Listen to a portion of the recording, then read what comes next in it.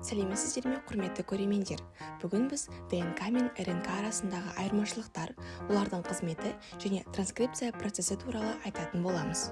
Біздің сыртқы келбетіміз, кейбір әдеттеріміз, тіпті ауруларымыз тұқым қуалайтыны бәрімізге белгілі. Бұл ақпараттың барлығы гендерде кодталған. Ген ол қатаң анықталған комбинацияда орналасқан нуклеотидтердің белгілі бір санынан тұратын ДНК-ның белгілі бір бөлімі. Өз кезегінде ДНК нуклеотидтер деп аталатын биологиялық құрылыс блоктарының бөліктерінен тұрады. ДНК адам үшін ғана емес, басқа да тірі ағзалардың көпшілігі үшін маңызды молекула.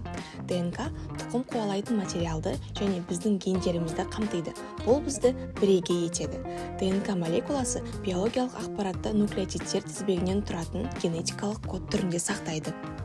Эукариоттық жасушаларда ДНК хромосомалардың бөлігі ретінде жасуша ядросында, сондай-ақ кейбір жасуша органеллаларында орналасады.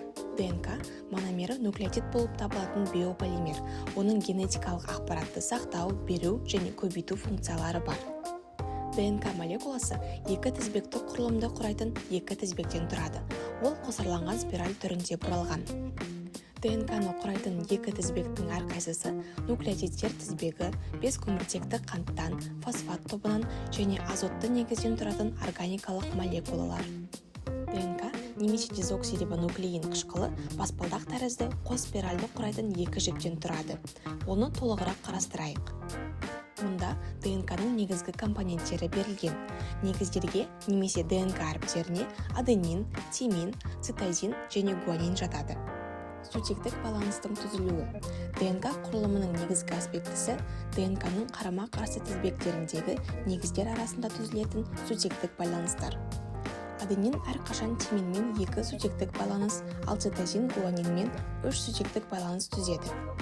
Сутектік байланыстар ДНК құрылымының тұрақтылығын қамтамасыз етеді. Аденин тиминмен, ал цитозин гуанинмен байланысады. Бұл комплементарлылық ережесі деп аталады және ДНК тізбектерінің байланыстырудың негізі болып табылады. Дәл осы себепті ДНК молекуласындағы аденин мөлшері әрқашан тимин мөлшерімен сәйкес келеді. Мысалы, ДНК-да 20% аденин болса, онда 20% тимин бар деп айтуға болады. Ол қалған негіздерге цитозин мен гуанинге 60% қалады. Яғни ДНК-да цитозин мен гуаниннің әрқайсысы 30% құрайды. Осындай қарапайым жолмен бір базаның пайызын біле отырып, сіз қалғандардың барлығын есептей аласыз. ДНК молекуласының тағы бірнеше маңызды қасиеттері бар. Тұрақсыздық. ДНК-ның бір тізбегінде азотты негіздердің әртүрлі тізбегі болуы мүмкін.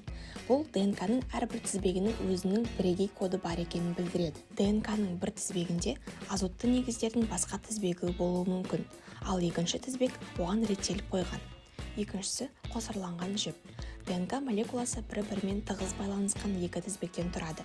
Бұл қос тізбекті құрылым ДНК-ның тұрақтылығы мен тұтастығын қамтамасыз етеді. ДНК-ның тағы бір таңғажайып ерекшелігі оның антипараллельдігі. Бұл ДНК-ның бір тізбегі 3 штрихте басталып, 5 штрихте аяқталады, ал екінші тізбек 5 штрихте басталып, 3 штрихте аяқталады дегенді білдіреді. Бұл параллельге қарсы бағыт нуклеотидтер арасындағы байланыстардың қалыптасуында өте маңызды. РНК мен ДНК арасындағы айырмашылықтар. Біріншісі жіптер саны. РНК әдетте бір тізбекті, ал ДНК екі тізбекті. Екіншісі негіздер. РНК-да азотты негіз урацил, ДНК-да бар тиминді ауыстырады. Үшіншісі ақпаратты сақтау. ДНК организмнің негізгі генетикалық ақпаратын сақтайды, ал РНК көбінесе ақпаратты уақытша сақтау және тасымалдау үшін қолданылады. Төртіншісі орналасқан жері. ДНК әдетте жасуша ядросында болады, ал РНК жасушаның ядросында да, цитоплазмасында да болуы мүмкін. Транскрипция – бұл ДНК туралы ақпарат ақуыздардың синтезінде маңызды рөл атқаратын РНК молекуласын жасау үшін қолданылатын процесс. Транскрипция процесіндегі негізгі қатысушылардың бірі РНК полимераза деп аталатын фермент болып табылады. РНК полимераза ДНК-да кодталған ақпарат негізінде РНК молекуласының синтезіне жауап береді. Бұл фермент транскрипция процесінде маңызды рөл атқарады және мен сізге мұның қалай болатынын айтып беремін. РНК полимераза промоторлар деп аталатын ДНК-ның белгілі бір бөліктерін тапқанда, ол өз жұмысын бастайды. Промоторлар РНК полимеразасын көрсетіп, транскрипцияны қай жерден бастау керектігін айтады. РНК полимераза осы молекуланың екі тізбегін бөліп, ДНК бойымен қозғала бастайды.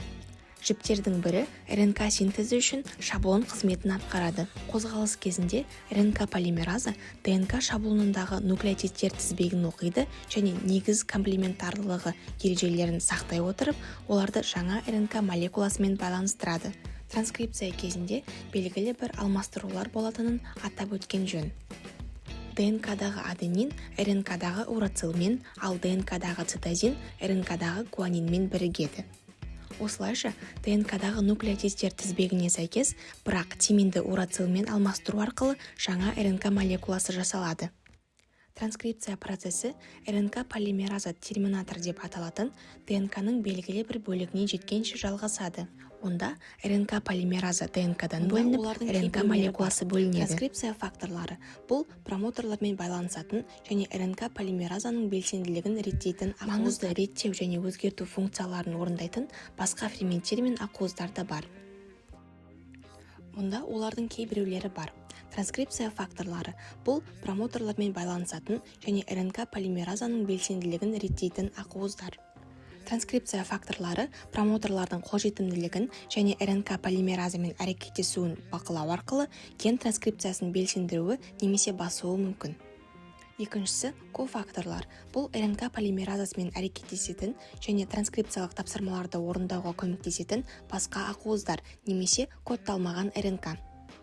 Кофакторлар транскрипциялық кешеннің құрылымдық қамтамасыз етілуіне, РНК полимеразаның модификациясына қатысуы немесе транскрипциялық кешеннің түзілуіне қатысуы мүмкін.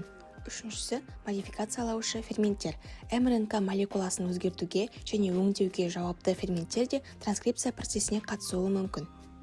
Мысалы, метилдеу ферменттері мРНК нуклеотидтеріне метил топтарын қоса алады.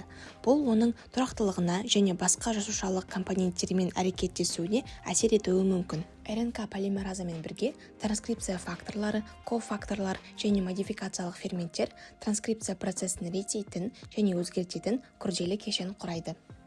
Олар жасушаның дұрыс жұмыс істеуі және маңызды ақуыздардың синтезі үшін маңызды болып табылатын мРНК-ны жасауда дәлдік пен бақылауды қамтамасыз етеді.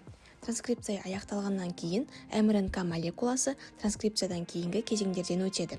Соның ішінде модификация, экспорттау және трансляция. Транскрипциядан кейінгі модификация кезінде мРНК оның тұрақтылығына, тасымалдануына және ген экспрессияның реттелуіне ықпал ететін өзгерістерге ұшырайды. Содан кейін мРНК ядродан цитоплазмаға экспортталады. Онда трансляция үшін рибосомалармен әрекеттеседі. Ол ақуыз синтезі процесі.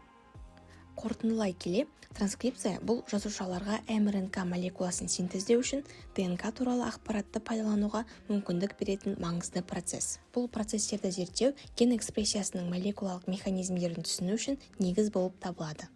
Келесі сабақта біз генетикалық ақпараттың функционалды ақуыздарға айналуының толық бейнесін ашу үшін ақуыз синтезі мен трансляциясын зерттеуге кірісеміз. Молекулярлық биология және генетика әлеміне қызықты саяхатқа дайын болыңыз.